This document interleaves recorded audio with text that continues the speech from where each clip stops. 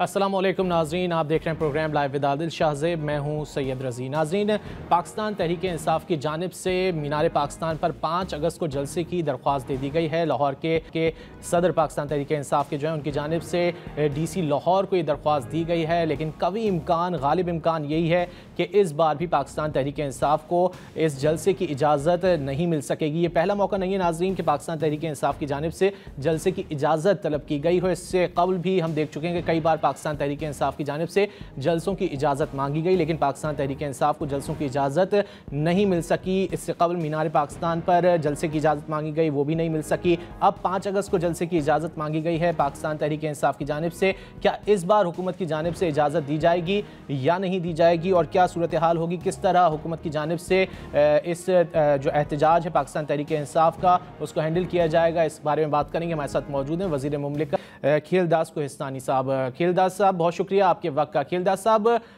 इंतकामी शक्ल इख्तियार नहीं करती जा रही हुकूमत की पॉलिसीज़, क्योंकि कभी इम्कान यही जाहिर किया जा रहा है कि इस बार भी पाकिस्तान तहरीक इंसाफ को जलसे की इजाज़त नहीं मिल सकेगी मीनार पाकिस्तान पर। बहुत शुक्रिया। देखें, बिल्कुल जो PTI का माजी रहा है, जो कुछ उन्होंने 9 मई को किया है, 26 नवंबर को किया है, या उससे पहले भी वो करते रहे हैं बानी PTI बाहर जब रहे थे, तो एज ए पॉलिटिकल वर्कर मैं पाकिस्तानी के हिस्से से अपनी ज़ाती राय आपको दे रहा हूँ।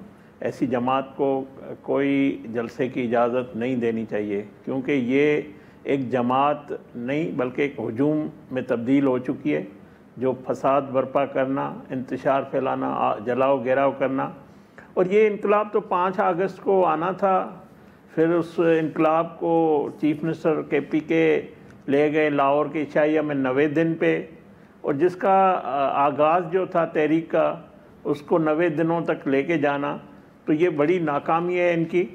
और मैं समझता हूँ अब ये एक तरफ बात आपने दुरुस्त की, सिवाय ये एक एप्लीकेशन देना कि हमें जलसे की इजाज़त दी जाए, इनका कोई प्रोग्राम नहीं है, कोई जो है हिकमत अमली नहीं है।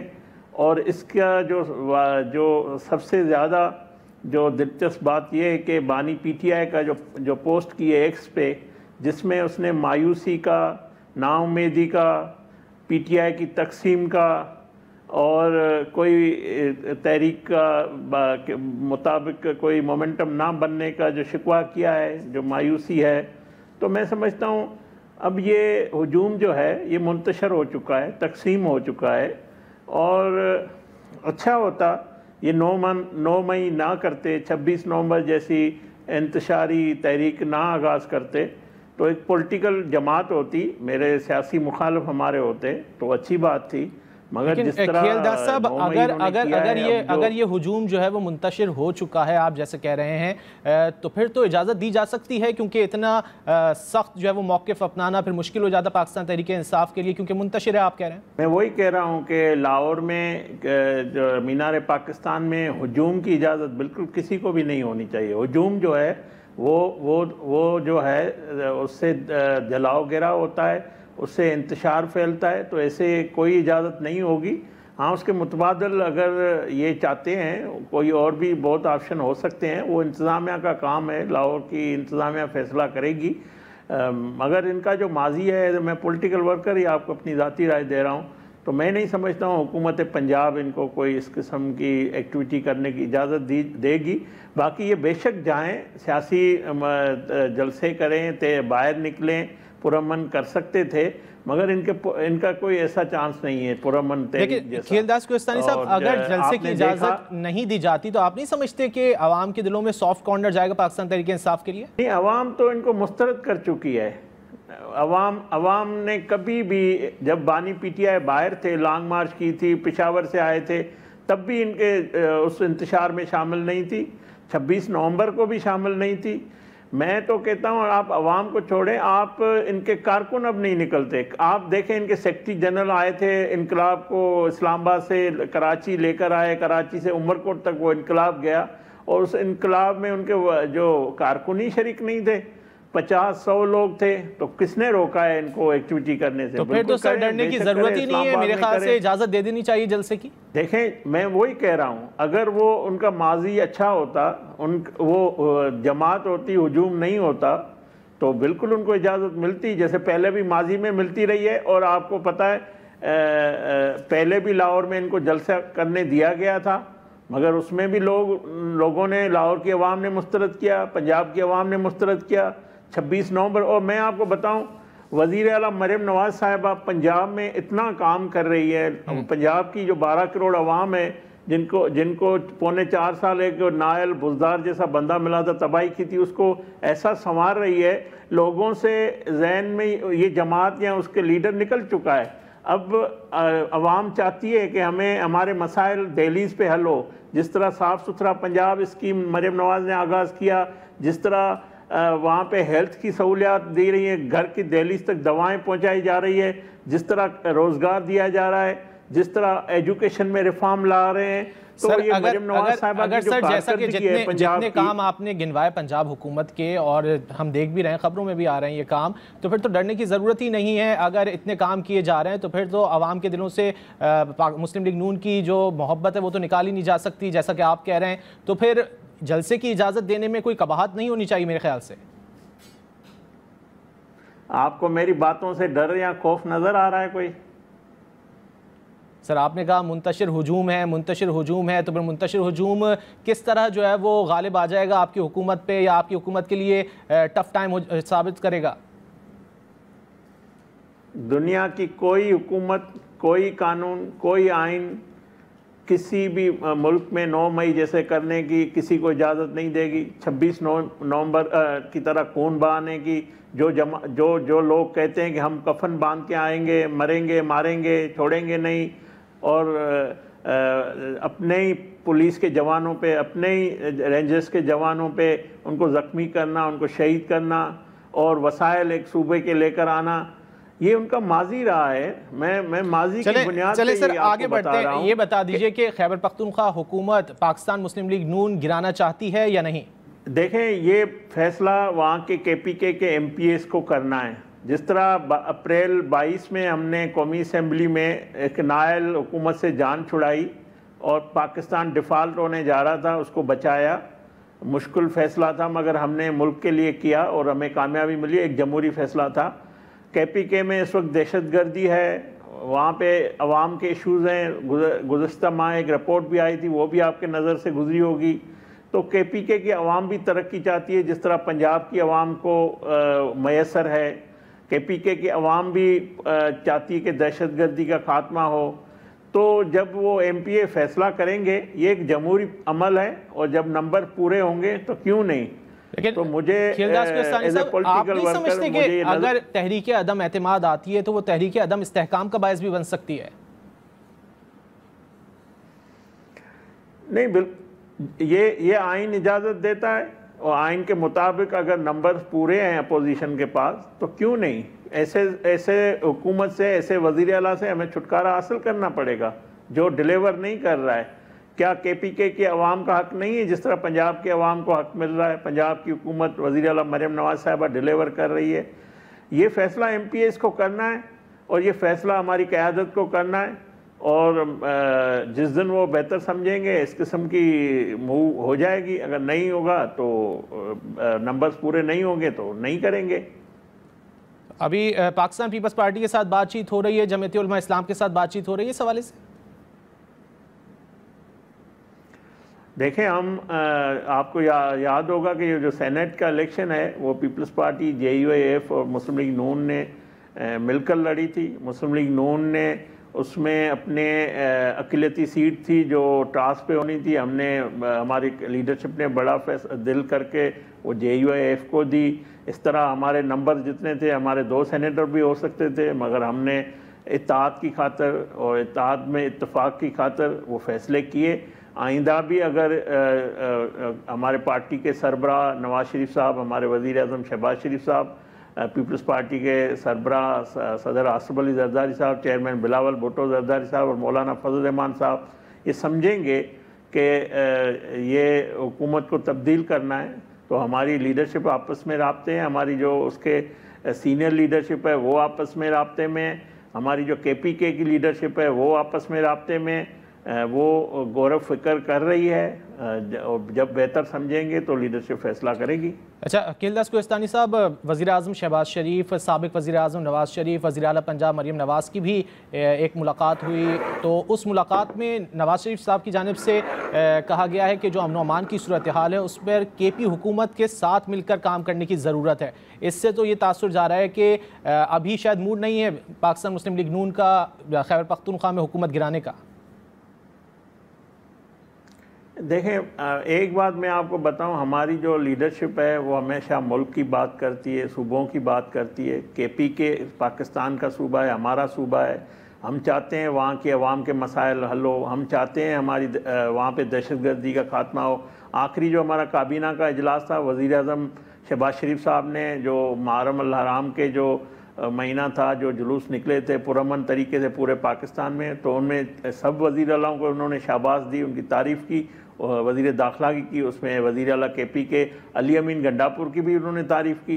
तो ज़ाहिर है इस वक्त वो चीफ़ एग्जीक्यूटिव है, सूबा और वफाक मिलकर। हम तो हमेशा चाहते हैं, हम चाहते हैं कि वो मिलकर, मगर जो उनका तरीक़ेकार है इमरान खान साहब का, वो हमेशा जो है जो गाली गलौज से जो उनका रवैया हमेशा रहा है, उनके प्रेशर होता है ऐसी चीफ़ मिनिस्टर पे भी, ताकि वो चीफ़ मिनिस्टर को फिर इस किस्म की गुफ्तगू करनी पड़ती है अपने पार्टी को दिखाने के लिए। हालांकि वो इजलासों में बड़े अच्छी शाइस्तगी से बातें करते हैं, मगर जब बाहर आते हैं PM हाउस से तो जो तल्ख बातें करते हैं या जो गैर मुनासिब बातें करते हैं, वो सिर्फ बानी PTI का रवैया है, उनका प्रेशर है, ताकि वो बचना चाहते हैं अपनी सोशल मीडिया की जो ट्रोलिंग है। बाकी वो सूबे के मामलात है। हम तो चाहते हैं कि हम KPK से दहशतगर्दी का खात्मा हो, वहाँ के लोगों को रोज़गार मिले, वहाँ पे लोग जो सियाह जिस तरह उसका शिकार होते हैं इस तरह कोई ना हो, वाक़यात ऐसे ना हो। ज़ाहिर है हमारा अपना सूबा है, हमारे लिए वो इतना ही अजीज़ है जितना हमें पंजाब। देखते हैं कि आने वाले दिनों में क्या सूरत हाल इख्तियार का है। खैबर पख्तूनख्वा अकीलदास कोहिस्तानी साहब हमारे साथ मौजूद है, बहुत शुक्रिया आपके वक्त का। नाज़रीन, यहाँ वक्त तो एक ब्रेक का, ब्रेक के बाद हमारे साथ मौजूद हैं पाकिस्तान तहरीक इंसाफ के सीनियर रहनुमा फिरदौस शमीम नकवी साहब। वेलकम बैक नाज़रीन। पाकिस्तान तहरीक इंसाफ की जानिब से 5 अगस्त को मीनार पाकिस्तान पर जलसे के लिए दरख्वास्त दी गई है डिप्टी कमिश्नर लाहौर को। अब देखते हैं कि क्या इस दरख्वास्त पर फैसला किया जाता है और पाकिस्तान तहरीक इंसाफ की जानिब से क्या कोई B प्लान बनाया गया है अगर जलसे की इजाज़त नहीं मिलती। इसी हवाले से बात करेंगे। हमारे साथ मौजूद हैं पाकिस्तान तहरीक इंसाफ के सीनियर रहनुमा फिरदौस शमीम नकवी साहब। नकवी साहब, बहुत शुक्रिया आपके वक्त का। फिरदौस शमीम नकवी साहब, अब तक क्या इत्तलात हैं आपके पास? 5 अगस्त को मीनार पाकिस्तान पर जलसे की इजाज़त तलब की गई है पाकिस्तान तहरीक इंसाफ की जानिब से, क्या माजी की तरह इस बार भी इजाज़त नहीं मिलने वाली? अमल तो इजाज़त मिलने वाली नहीं है, कहीं भी नहीं मिलेगी। लेकिन हमने ये कॉल नहीं दी है मीनार पाकिस्तान की, हमारी कॉल पूरे पाकिस्तान की होगी 5 अगस्त को। सर, आपके लाहौर के सदर की जानिब से अभी तक कोई ऐसा मैसेज नहीं है या प्रोग्राम का हिस्सा नहीं था। मुझे आपको बताना पड़ेगा ये दरख्वास्त किसने दी है, इसलिए माजी में भी बहुत सारी दरख्वास्तें दे दी जाती हैं लोगों की तरफ से जो PTI के ऑफिशियल्स नहीं होते। सर, पाकिस्तान तहरीक इंसाफ लाहौर के सदर की जानिब से दी गई है, शेख इम्तियाज की तरफ से। जी ठीक, फिर वो सही होगी अगर शेख इम्तियाज ने दी है। लेकिन अभी तक इस दरख्वास्त पे किसी किस्म का कोई फैसला नहीं हुआ है, तो B प्लान क्या होगा अगर आपको इजाज़त नहीं मिलती है? ये हमारा प्रोग्राम ये है कि हमने जो है पूरी कौम से एहतजाज करने की अपील की है। 5 अगस्त एक मखसूस दिन है, हमारी एहतजाजी मुहिम का एक तरीके से एक स्टेप ऊपर जाने का दिन है। हमारा एहतजाज चलता रहेगा जब तक हम अपने हदाफ नहीं हासिल करेंगे। हदाफ कौन से हैं? हदाफ वही हैं जो आप सबको पता है, मैं फिर दोहरा देता हूँ, बहाली जमहूरियत, आइन का तहफ़्फ़ुज़, मुल्क के अंदर फंडामेंटल राइट्स और फेयर एंड फ्री इलेक्शंस, ये हमारे हदाफ है। ये डिक्टेटरशिप का ख़ात्मा, हाइब्रिड निज़ाम का ख़ात्मा, उन लोगों को कचहरे में आना जिन्हें आइन को पामाल किया है बेदरीग तरीके से। अच्छा नकवी साहब, लेकिन इस वक्त पाकिस्तान तहरीक इंसाफ के अंदर से भी आवाज़ें उठ रही हैं। एक मौक़िफ़ सामने आता है 90 रोज़ के एहतजाज का, फिर 5 अगस्त का। तो एक ऐसे वक्त में जब पाकिस्तान तहरीक इंसाफ उस तरह मुत्तहद नज़र नहीं आ रही जिस तरह माजी में नज़र आती थी, तो क्या अपने ये अहदाफ जो हैं आपके, वो आप हासिल कर सकेंगे? ये तो वक्त बताएगा, और खूब से खूब तर की तलाश है मुझे।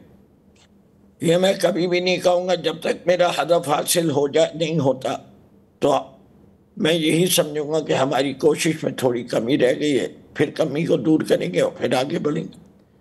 अच्छा नकवी साहब, बैरिस्टर गौहर की जानिब से कहा गया कि अब मुज़ाकरात नहीं हो सकते, अब तहरीक चलेगी। क्या अगर हुकूमत की जानिब से किसी किस्म के मुज़ाकरात की बात की जाती है तो मुज़ाकरात आगे हो सकते हैं, बढ़ सकते हैं? ये देखिए, बात ये है, सिंसेरिटी ऑफ पर्पस हो तो हम सबका वजूद जो है वो इस मुल्क से मुंसलिक है। हमें कोई ज़ाती अना नहीं है। हमारी कोई इतनी बड़ी नाक नहीं है कि अगर मुल्क में अमन अमान हो, मुल्क में खुशहाली लाई जा सके, मुल्क में ये काम बातचीत के ज़रिए हासिल हो सके, तो हमें हर वक्त तैयार होंगे, दरवाजे खुले। लेकिन जिस किस्म की अदालत फैसले दे रही है, जिस कसम से जुल्म और सितम की दास्तानें आज भी रकम हो रही हैं, तो लगता नहीं है कि ये घी जो है वो सीधी उंगली से निकलेगा। इसके लिए इस्तेमाल तो टेढ़ी उंगली करनी पड़ेगी। अच्छा नकवी साहब, अब आपके अरकान असम्बली को नाअहल भी करार दिया जा रहा है इलेक्शन कमीशन ऑफ पाकिस्तान की जानिब से ATC के फैसले के बाद। तो इस पर किसी किस्म का कोई वर्किंग की है आपकी पार्टी ने कि आगे का आइंदा का क्या लाहे अमल होगा? क्या फैसले को चैलेंज किया जाएगा? क्या हिकमत अमली अपनाई जाएगी? हम हर अदालती फैसले को चैलेंज करेंगे। जितनी राहें हमें मिलेंगी, हम इनके चेहरों को बेनकाब करने के लिए बार बार अदालत में जाएंगे। और फिर जो अदालतें फैसले देती हैं उससे हमारी अवाम में मकबूलियत बढ़ती है। कितना आला फैसला है कि 3 अदालतों ने हमारे तकरीबन 150 लोगों को सजाएं दे दी कि जी सिपाही जो थे वो सोफे के नीचे थे, और सफाई पर्दे के पीछे थे, और सफाई जो है मेज़ के नीचे थे, और डंडे जो है वो 30 दिन बाद मिलते हैं। अगर इसी ऐसे विटनेसेस और ऐसे क्रेडिबल एविडेंस के ऊपर sitting MNAs, representative of the people, MPs को निकाल दिया जाता है और फिर डीसीट कर दिया जाता है, तो फॉर्म 47 का दूसरा तरीका नाम ये है। उन्हें 100% मेजॉरिटी चाहिए। ये अब 2/3 पे भी रुकने वाले नहीं हैं। वो चाहते हैं कि तहरीक इंसाफ का खात्मा हो जाए, और कोई जमात ख़त्म नहीं होती कभी भी। जितना जुल्म बढ़ता है उतनी ही ज़ोर से वो जमात उठ के आएगी। आप नाम ले लेंगे, किसी और नाम से आएगी। अच्छा, ये अवामी नेशनल पार्टी की पहले क्या नाम था? नेशनल अवामी पार्टी। PPP का क्या नाम था? अब वो हो गई PPP पैट्रियट्स। ये तो बहुत सारी पार्टियों ने जिन जिनको बैन किया है, सबने अपने नाम तब्दील करके फिर मैदान में आ गए। तो आप समझते हैं कि मुस्तकबिल के करीब में जो है वो पाबंदी भी लग सकती है जमात पे? मैं ये समझता हूँ कि अहमखाना हरकतों में कोई कमी नहीं आएगी। अच्छा नकवी साहब, आपकी जो खैबर पख्तूनख्वा की हुकूमत है पाकिस्तान तहरीक इंसाफ की, उसके खिलाफ भी अब आवाज़ें उठ रही हैं, और बड़े दिन से ये आवाज़ें उठ रही हैं। फैसल करीम कुंडी की जानिब से कहा जा रहा है तहरीक अदम एतमाद को। आपको लगता है कि तहरीक अदम एतमाद आने वाली है वहाँ पर? ये देखिए, जो मारूजी हालात अभी तक आपके सामने डिस्कस किए हैं, ये कर लें। ये भी जब कर लेंगे तो खैबर पख्तूनख्वा का अमन जो है फैसल करीम कुंडी साहब की जमात संभालेगी। अभी देखा नहीं कल 13 का वाकया, लोग जो है कैंटोनमेंट में घुसे थे, निहत्ते लोग। बलूचिस्तान में क्या हुआ है वो भूल गए। उससे पहले जब आवाम खड़ी होती है तो आवाम की तादाद 25 करोड़ है। अच्छा सर, ये तो खैर आपका मौक़िफ़ हो सकता है, मेरा ही मौक़िफ़ है, आपका तो नहीं है। आप मुझसे बात कर रहे हैं तो मैं अपने ही मौक़िफ़ बयान करूंगा। अच्छा, आपको क्या लगता है क्या है अगर तहरीक इंसाफ की हुकूमत जो खैबर पख्तूनख्वा में है उसके खिलाफ तहरीक अदम एतमाद आती है और वो कामयाब हो जाती है तो अमन व अमान की मजीद जो है वो मखदूश सूरत हाल होगी? हमें क्या करना है, हमें कुछ करने की जरूरत नहीं है। कभी तो इलेक्शन कराएंगे, जब मसला होगा तो जाएंगे किसके पास। अच्छा नकवी साहब, पाकिस्तान पीपल्स पार्टी से अगर बातचीत होती है तो मुमकिन है पाकिस्तान पीपल्स पार्टी से बातचीत होना, क्योंकि पाकिस्तान पीपल्स पार्टी से हमने देखा कि कई मौके पर जो है वो अच्छे ताल्लुकात की बात की गई, क्योंकि पाकिस्तान पीपल्स पार्टी अपने आप को मुकम्मल तौर पर उस तरह हुकूमत में नहीं कहती जिस तरह मुस्लिम लीग नून कहती है। अच्छा देखिए, जिस मोड़ पे सियासत आज खड़ी है, ये अगर मगर वाली बातों पे तो जवाब नहीं दिए जा सकते। अगर कोई पाकिस्तान पीपल्स पार्टी से कॉन्क्रीट स्टेप आएगा, तजवीज़ क्या है, ज़रूर बात की जा सकती है। हम तो अभी भी कहते हैं कि इन जमहूरी कुव्वतों से हम इसलिए बात नहीं कर रहे आज, क्योंकि ये इन्हें हाथ में लाया हुआ है निज़ाम को हाइब्रिड निज़ाम बनाने में। और हाइब्रिड निज़ाम का नतीजा ये है कि आज 77 साल के बाद पाकिस्तान वहाँ खड़ा है जहाँ उसे नहीं खड़ा होना चाहिए था। ठीक है, हमारे साथ पाकिस्तान तहरीक इंसाफ के रहनुमा बॉस शमीम नकवी साहब मौजूद थे। बहुत शुक्रिया आपके वक्त का। नाज़रीन, प्रोग्राम में यहाँ लेंगे एक ब्रेक। वेलकम बैक नाज़रीन। इस वक्त हमारे साथ मौजूद हैं पाकिस्तान पीपल्स पार्टी के सीनियर रहनुमा कादिर खान बंदुखेल साहब। उनसे मौजूदा सियासी सूरत हाल पर बात करेंगे और ख़ास तौर पर पाकिस्तान तहरीक इंसाफ की जानिब से जो जलसे की इजाज़त तलब की गई है मीनार पाकिस्तान पर 5 अगस्त को, उस पर भी बात करते हैं। कादिर बंदुखेल साहब, बहुत शुक्रिया आपके वक्त का। कादिर बंदुखेल साहब, जमहूरी हुकूमत में क्या किसी को जलसा करने की इजाज़त नहीं होनी चाहिए, क्योंकि पाकिस्तान तहरीक इंसाफ की जानिब से इजाज़त तलब की गई है 5 अगस्त को मीनार पाकिस्तान पर, और इससे कबल हम देख चुके हैं कि कई बार इजाज़त तलब की गई है मुख्तलिफ जलसों की, वो नहीं मिली है। इस बार मिलनी चाहिए या नहीं मिलनी चाहिए, क्या कहेंगे आप? देखिए, पहले तो मेरा सवाल ये है कि ये अफरा तफरी और ये शरारत और ये सारी चीज़ें ये इस्लामाबाद और लाहौर क्यों, पेशावर में क्यों नहीं करें, जहाँ उन्हें रेडियो पाकिस्तान को जलाया है वो उनकी प्रेमिसेस में एक आलीशान करोड़ों लोगों का जलसा करने चाहिए। और अभी हाल ही में जो जलसा उन्हें सवाबी में किए तो कितने लोग थे वो आपने नहीं गिने।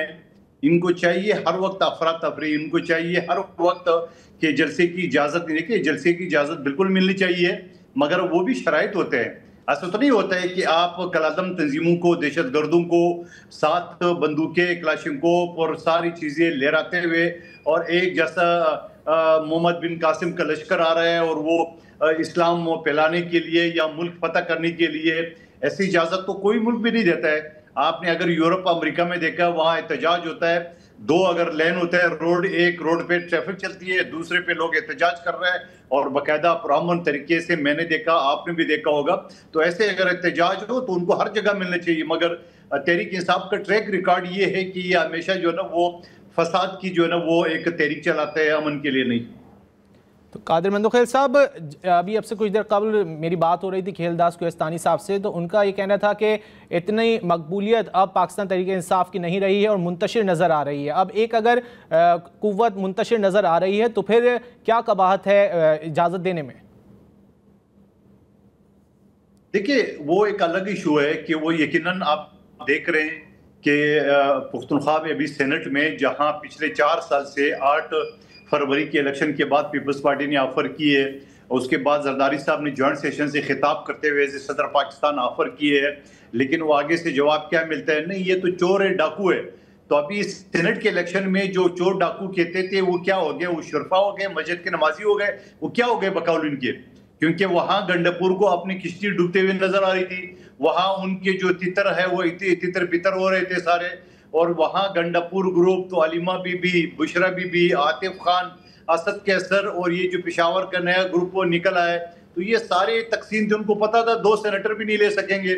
जबकि अगर आप आदाद शुमार देख ले 92 सीटों में तो पीटीआई की तो 8 सीटें तो कंफर्म थी, तो 8 की बजाय वो 6 पे क्यों जो ना इत्तेफाक कर दिए उससे, इसकी वजह ये थी कि वो इंतशार का शिकार है, कई ग्रुप है। अभी देख नहीं सर, उनका मौक़िफ़ ये था कि वो नहीं चाहते थे कि हॉर्स ट्रेडिंग हो।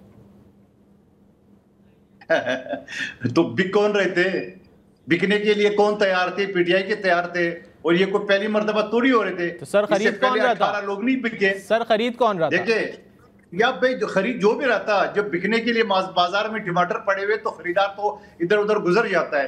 तो 24 जो इनकी लोटे बने थे पिछली असेंबली में वो किस पार्टी के थे? पंजाब असेंबली में 25 बने थे वो किस पार्टी के?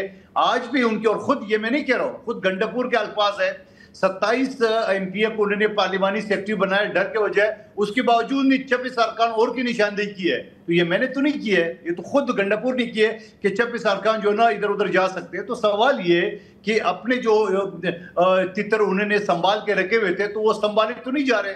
इससे पहले जो हुए थे तो खान साहब ने बोला नहीं अब टिकट है मैं दूंगा, तो अब क्या हुआ? ये टिकट किसने दी है?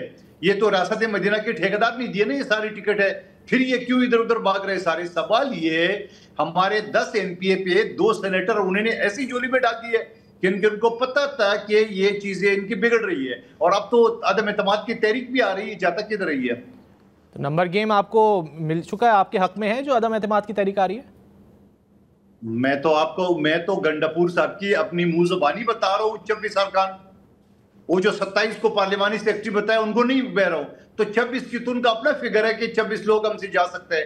तो अपोजिशन को चाहिए 20, 53 मौजूद है, 83 टोटल स्ट्रेंथ है चाहिए, तो 20 अरकान चाहिए। 20 के बजाय गंडापुर के अपने फिगर है कि 26 लोग हमारे बाकी हो सकते हैं। अच्छा कादिर मंदोखिल साहब, वादी तीरा का वाक़या अभी हमारे सामने है, अमन अमान की सूरत हाल हमारे सामने, खैबर पख्तूनख्वा में एक ऐसे वक्त में जब इस तरह की चीज़ें सामने आ रही हैं, तो क्या ये तहरीक अदम एतमाद आपको नहीं लगता कि अदम इस्तेहकाम का बायस बनेगी, मजीद इस तरह के वाक़यात होने लग जाएंगे? तो पर क्या करें, मतलब ये कि पहले ही पख्तूनख्वा की आवाम 12 साल से इन अक्लमंदों के हवाले किए है, जहाँ खुद इनकी अपनी काबीना की अरकान कहते हैं वज़ीर आला करप्ट है, जहाँ खुद पीटीआई के लोग कहते थे कि महमूद खान करप्ट है, जहाँ खुद पीटीआई के अरकान कहते थे कि परवेज खटक करप्ट है। तो आप मुझे बताओ कि आपको पख्तूनख्वा में अमन अमान तो अपनी जगह पे है, उसकी तो कंडीशन ये है कि खुद गंडापुर के इलाके डी खान में असर के बाद थाने बंद हो जाते हैं। खुद गंडापुर के इलाके में जहां से मोटरवे जा रहा है इस्लामाबाद, वो वहां पे रात तो छोड़िए दिन में सफर नहीं कर सकता है, क्योंकि मेरा इलाका जोबी के साथ टच है। और उसके बाद आप जो ना वो पाड़ाचिनार के इलाका तो दूर की बात है, दूसरे इलाके तो छोड़िए। तो सवाल ये, इन सारे अमन अमान के अलावा क्या वहां पे लोगों को रोजगार मिला है? क्या वहां पे महंगाई पे काबू पाया उन्हें? क्या वहां पे उन्होंने तरक्याती काम किए? क्या वहां पे लोगों की मेयार जिंदगी, क्या वहां एक अस्पताल बनाया 12 साल में उन्होंने, जहां उन्होंने हेल्थ कार्ड के नाम पे अपने दोस्तों के अस्पतालों को नवाजने के लिए करोड़ों अरबों रुपए खर्च किए? क्या उन्हें पीपल्स पार्टी की तरह हर जिले में दिल के अस्पताल, ट्रामा सेंटर, किडनी सेंटर बनाए उन्होंने? तो कोई मिसाल तो बता दें आप मुझे। अच्छा कादिर मंदोखिल साहब, क्या लग क्या रहा है अगर हुकूमत की जानिब से, मुस्लिम लीग नून की जानिब से कोशिश की जाती है कि किसी किस्म के मुज़ाकरात हों पाकिस्तान तहरीक इंसाफ की जानिब से, तो पाकिस्तान पीपल्स पार्टी का क्या किरदार होगा? देखिए, पीपल्स पार्टी तो हमेशा ही जो मुज़ाकरात पर यकीन करती। हम तो पहले इन अक्लमंदों को ये कहते हैं कि बाबा इंपायर की उंगली ढूंढना छोड़िए, सियासी लोगों के साथ बैठे, सियासी लोग आपको दरिया पार कराएंगे। नहीं जी, हमने तो आर्मी चीफ से मिलना है, हमने तो गेट नंबर 4 का दरवाजा खोलना है, हमने तो करना। ये तो खुलेआम कहते हैं, ये कोई शर्म की बात तो नहीं, वो शर्मा तो नहीं रहे, वो तो खुलेआम कहते हैं कि बाबा ये जो सियासी लोग इनके पास इख्तियार नहीं है, इख्तियार सारा एस्टेब्लिशमेंट के हाथ में है। तो अब आप मुझे बताओ ऐसे लोगों के साथ क्या करेंगे? मुझे एक बात बताओ, बैठ के भी तो क्या करेंगे? और बैठ भी चुके हैं हुकूमत, आपको याद है हुकूमती टीम जो उनके साथ बैठी है, तो उनका तो एक पॉइंट एजेंडा था कि खान को रिहा कर दो। तो उन्होंने बोला वो तो अदालतें रिहा करेंगे, तो कहने लगे नहीं वो आप लोग केसेस ना चलाए। अब मैं कानून के तालिब इल्म हूं, पिछले 31 साल से प्रैक्टिस कर रहा हूं। आप मुझे बताओ, जब कोई रियासत, कोई थाना, कोई पुलिस, कोई प्रोसिक्यूशन डिपार्टमेंट कोई केस नहीं चलाएगा, तो जज को क्या परेशानी है कि वो केस चलाएगा? और चलाएगा तो कहां से चलाएगा? पॉइंट आ गया आपका कादिर मंदोखिल साहब, बहुत शुक्रिया, आपने वक्त दिया। नाज़रीन, आपने कादिर मंदोखिल साहब की बात सुनी, और अब हमारे साथ मौजूद हैं खैबर पख्तूनख्वा के साबिक वज़ीर इत्तलात अजमल वज़ीर साहब। अजमल वज़ीर साहब, बहुत शुक्रिया आपके वक्त का। अजमल वज़ीर साहब, वादी तीरा में जो हालिया दहशतगर्दी हुई है, उसके बाद जो रिलीफ इकदाम किए जा रहे हैं हुकूमत की जानिब से, उस पर क्या कहेंगे आप? देखिए, ये जो हुआ है, ये जो वाक़या है, ये बड़ा दिलखराश वाक़या है। और वहाँ पे जिस तरीके से एक एहतजाज लोग कर रहे थे और उसके ऊपर जिस तरीके का ये हुआ है, ये बहुत ही दिलखराश वाक़या है अगर आप इसको देखें। लेकिन हमें देखना ये होगा कि ये पूरा जो सिलसिला है, ये कोई न पहला वाक़या है और मुझे नहीं लगता कि ये कोई आखिरी वाक़या होगा। सोचना समझना इस चीज़ को हमें होगा कि ये जो वाक़यात पे दर पे हो रहे हैं, एक तो मसला ये बना हुआ है कि ट्राइबल डिस्ट्रिक्ट तमाम और हमारे जो जुनूबी अजला है, साउदर्न डिस्ट्रिक्ट जिसमें डीए खान, टांक, लकी मरवत, बन्नू, करक, ये सारे एरियाज़ में ये अब से नहीं हो रहा है, काफ़ी अरसे से ये सिलसिला शुरू हो चुका है और इसमें रोज़ बरोज़ तेज़ी आ रही है। और इस हवाले से अगर आप देख लें तो खैबर पख्तूनख्वा हुकूमत की जो नैरेटिव है उसको आप देख लें और फेडरल हुकूमत का आप देख लें तो खैबर पख्तूनख्वा हुकूमत फेडरल हुकूमत पे डाल देती है, फेडरल हुकूमत खैबर पख्तूनख्वा हुकूमत पे डाल देती है। तो इससे मसला जो है वो आए रोज़ गंभीर होता जा रहा है। मसले का हल क्या लगता क्या है आपको? असल जो मसला जो है वहाँ पे ये तो देखिए, आप पूरे जो ट्राइबल डिस्ट्रिक्ट बाजौड़ से लेकर वज़ीरिस्तान तक इस पूरा एरिया में जो आए रोज़ टारगेट किलिंग हो रही है, वो सारी चीज़ें वो आपको पता है, आपके इल्म में है। ऐसे जो जुनूबी अजला है उसमें ये सारा कुछ हो रहा है। आपको याद होगा 2016 में जब APS का वाक़या हुआ था, उस वक्त नेशनल एक्शन प्लान बनाई गई थी जिसमें उस वक्त के वज़ीर-ए-आज़म, उस वक्त के जितने भी लोग थे वो बैठकर उन्होंने पॉलिटिकल लीडरशिप बैठकर उन्होंने उस वक्त जो नेशनल एक्शन प्लान बनाया था। आज तक न सूबाई हुकूमतों ने न फेडरल हुकूमत में उन जो नेशनल एक्शन प्रोग्राम के नुकात थे उसके ऊपर अमल दरामद नहीं किया।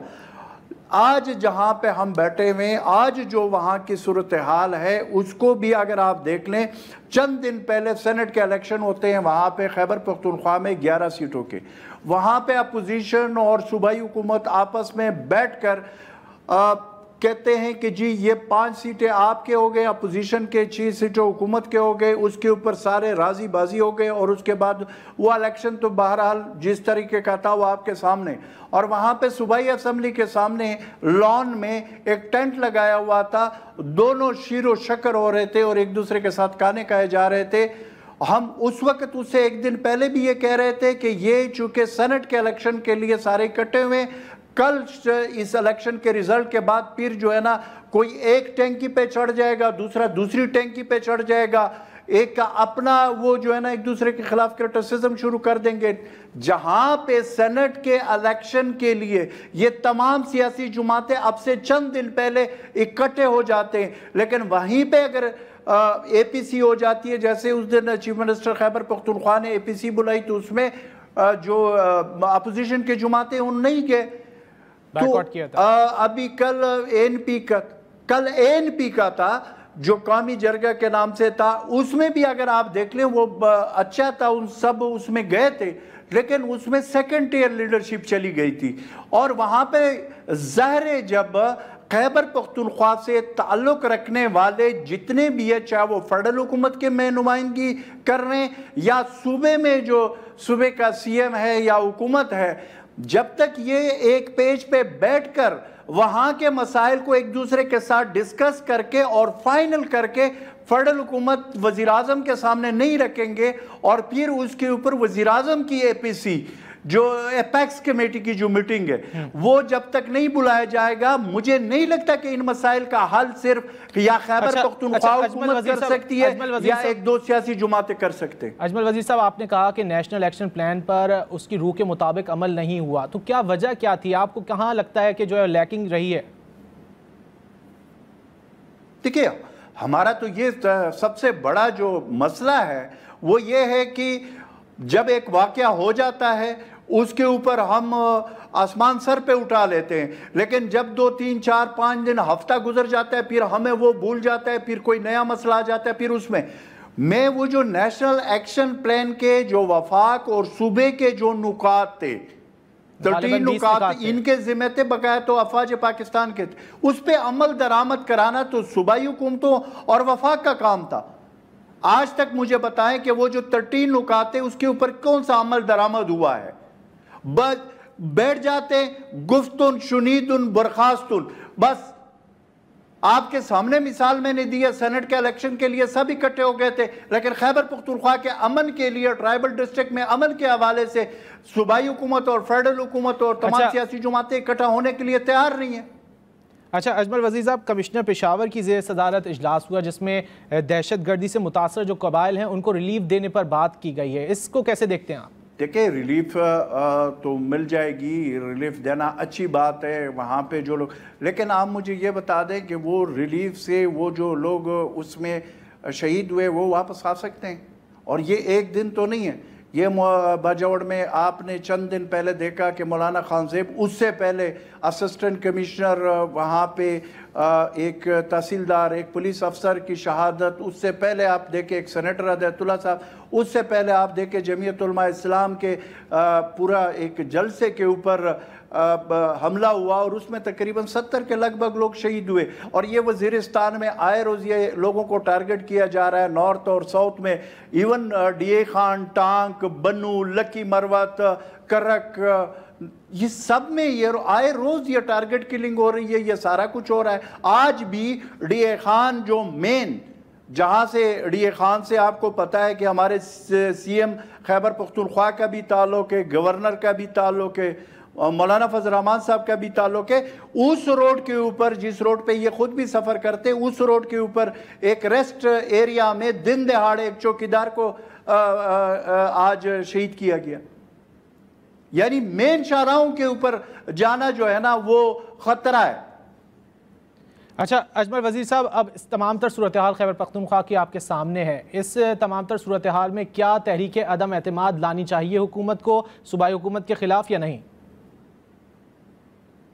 यार, तहरीक अदम एतमाद आए या ना आए, मसला तो ये है कि अवाम की जान और माल की तहफ़्फ़ुज़,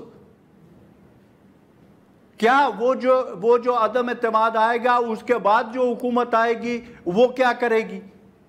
देखिए, प्रीवियस जब ये केयरटेकर हुकूमत बनी थी, अगर आपको याद हो तो उसमें तमाम सियासी जमातें, ये जो आजकल अपोजिशन में, इन सब ने 3-3 वजीर दिए हुए थे। किसी ने जो है ना किसी के 6-7 वजीर थे, तमाम ने किया।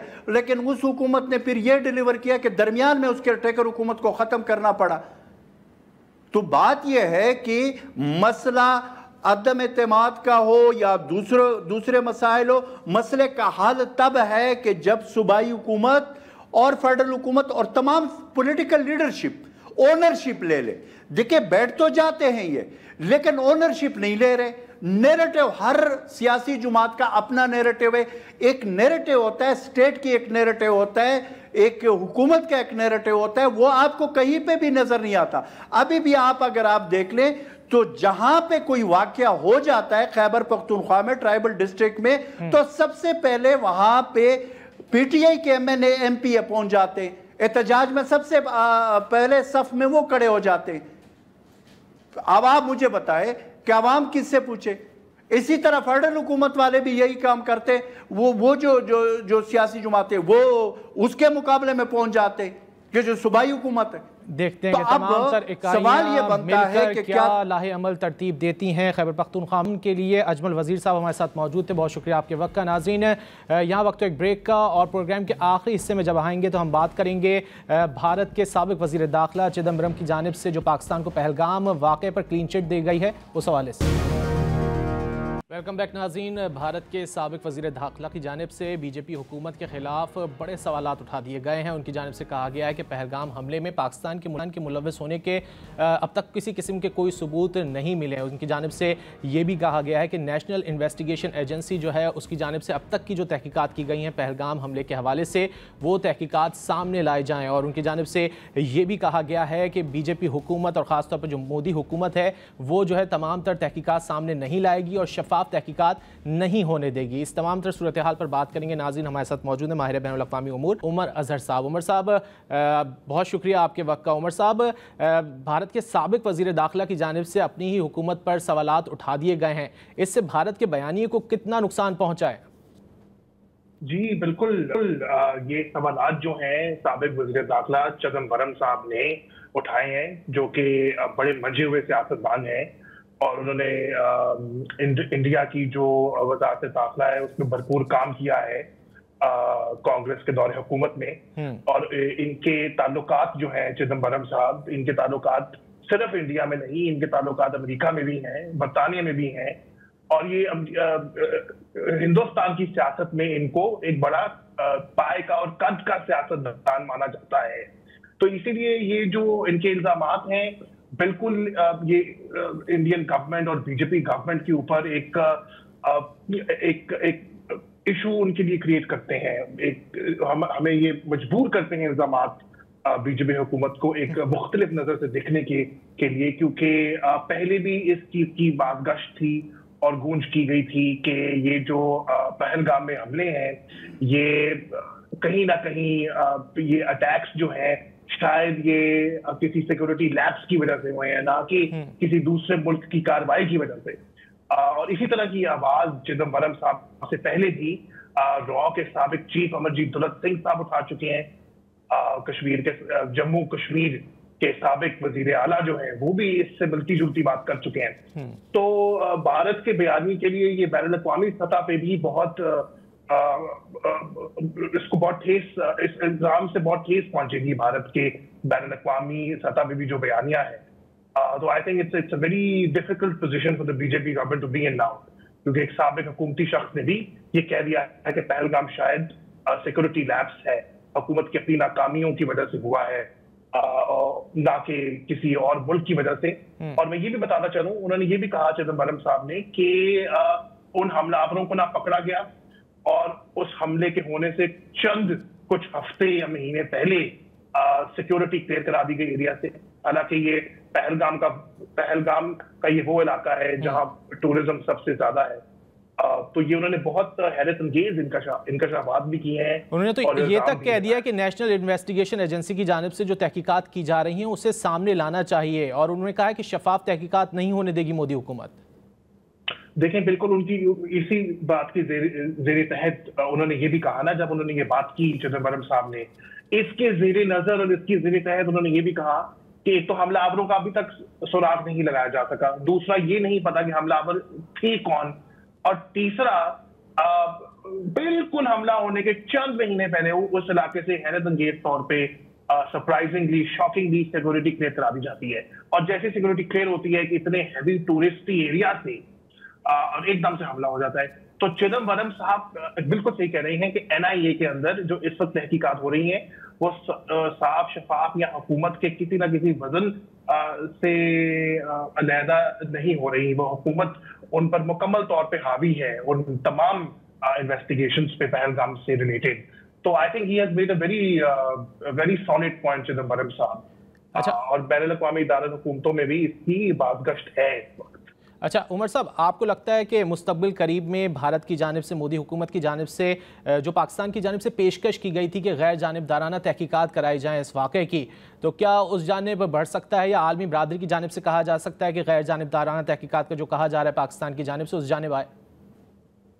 जी बिल्कुल, देखें पाकिस्तान की जो पोजीशन है बड़ी क्लियर है कि आप किसी थर्ड पार्टी से इन्वेस्टिगेशन करा लें, मसलन अक़वाम मुत्तहिदा से कह दें या यूरोपियन यूनियन की कोई इन्वेस्टिगेटरी बॉडी आकर इस पूरे मामले के जो असल फरीकैन है उनका तयन करें। सो पाकिस्तान की पोजीशन बड़ी क्लियर है। अनफॉर्चुनेटली जितनी मेरी अभी तक समझ है और जितनी मेरी बात हुई है इंडिया के सफारतकारों से, मुझे ये अंदिया मिला है कि इंडिया के अंदर 2008 के बाद कोई इतनी शिद्दत से पाकिस्तान के साथ मिलकर काम करने की कोई मुझे विलिंगनेस नजर नहीं आ रही। और ये बड़ी अफसोसनाक बात है, क्योंकि एक ऐसा दहशतगर्द हमला जिसकी कॉन्डेमनेशन हमारे वजीर आजम ने की, हमारे फॉरेन मिनिस्टर ने की, और पूरे पाकिस्तानियों ने मिलकर उस दहशतगर्द हमले को तनकीद का निशाना बनाया। अब कहा कि ये गलत हुआ है, उसके बावजूद भी हिंदुस्तान इस बात पर मादगी का इजहार नहीं कर रहा कि हमें एक आलमी थर्ड पार्टी गैर जानिबदार बॉडी के हवाले ये केस कर देना चाहिए। इट्स वेरी अनफॉर्चुनेट, लेकिन इसका एक पस मंजर है, इसकी एक तारीख है जिसमें मैं जाने से इसको गुरेज करूंगा, लेकिन this is what it is right now.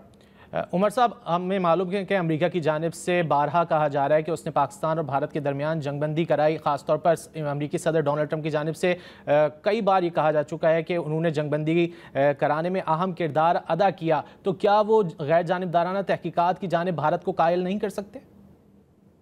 जी देखें, इस वक्त जो ट्रंप इंतजामिया है और मोदी हुकूमत है, उनके दरमियान खलफशार काफी बढ़ चुका है। वो शायद हमें नजर नहीं आ रहा, लेकिन इसमें कोई शक नहीं है कि जब से अमेरिकी सदर डोनाल्ड ट्रंप ने ये खुलकर सामने आकर इस चीज का पूरा क्रेडिट लिया कि उन्होंने पाकिस्तान इंडिया की जंग को उन्होंने खत्म करने में कलीदी किरदार अदा किया है, तब से मोदी हुकूमत को जान के लाले पड़े हुए हैं। यहाँ तक कि इंडिया के अंदर जो अपोजिशन लीडर है राहुल गांधी, उनका ये मोदी हुकूमत पे इल्जाम है कि अब आपकी बजाय हमें अमेरिकी सदर बताएंगे कि किसने पाकिस्तान इंडिया में के दरमियान जंगबंदी की। यहाँ तक कि कहा जा रहा है नरेंद्र मोदी की जगह सरेंद्र मोदी कहा जा रहा है उसको, सरेंडर मोदी। तो उन पे बहुत तनकीद है डोनाल्ड ट्रंप की वजह से और उनके जो पब्लिक में स्टांसिज्म की वजह से। और मेरा नहीं ख्याल कि इंडियन हुकूमत इस पर किसी भी गैर जानिबदार बॉडी की तरफ से इन्वेस्टिगेशन की पेशकश को कबूल करेगी, चाहे कि वो अमेरिका से ही क्यों ना हो। और दूसरी बात, जहां तक अमेरिका के जो वाइस प्रेसिडेंट हैं जेडी वैंस साहब और अमेरिका की जो इंटेलिजेंस कम्युनिटी है, उनको इस बात का भरपूर अंदाजा है कि भारत जो है थर्ड पार्टी न्यूट्रल बॉडीज को कभी भी पाकिस्तान के मामले में कभी भी उनको तरजीह नहीं देता। यहाँ तक कि कश्मीर का मामला भी भारत जो है आप देखें अक़वाम मुत्तहिदा में उठाने से गुरेज करता है। तो ये वेस्ट के अंदर एक बड़ी पक्की पुख्ता एक अंडरस्टैंडिंग अब आ गई है कि भारत को आप इस बात में कायल नहीं कर सकते कि थर्ड पार्टी न्यूट्रल इन्वेस्टिगेशंस हों। हालांकि ये खित्ते के अंदर देखते हैं कि भारत की जानिब से न्यूट्रल इन्वेस्टिगेशंस जाती हैं या नहीं की जाती। उमर अजहर साहब हमारे साथ मौजूद थे, बहुत शुक्रिया आपके वक्त का। उम्मीद यही करते हैं कि नाज़रीन भारत की नेशनल इन्वेस्टिगेशन एजेंसी की जानिब से जो पहलगाम वाक़े पर तहकीकात की जा रही हैं वो सामने ज़रूर लाई जाएंगी। सैयद रज़ी को दीजिए इजाज़त, अल्लाह हाफ़िज़।